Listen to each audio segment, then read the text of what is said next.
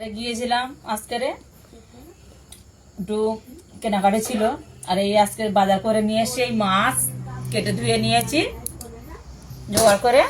আর এই সবজিগুলো আজকে আর রাঁধবো না, এগুলো পালং শাক, টমেটো, ধনেপাতা আছে, আলু দিয়ে মাছ ঝোল করব। আর কালকের পালং শাকটা রান্না করব, ভাত হয়ে গেছে।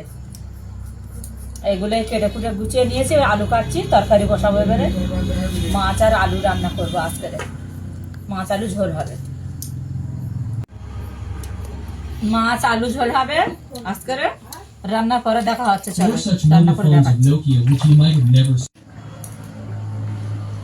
দেখুন আমার এই রান্না হয়ে গেছে, এরকম কালারটা এসছে দেখুন, বসানো যায় না। শুধু আজকের মাছ আর আলু ঝোল করেছি, একটা তরকারি, আর কিছু না। এই রান্না আমার হয়ে গেছে আজকের রান্না।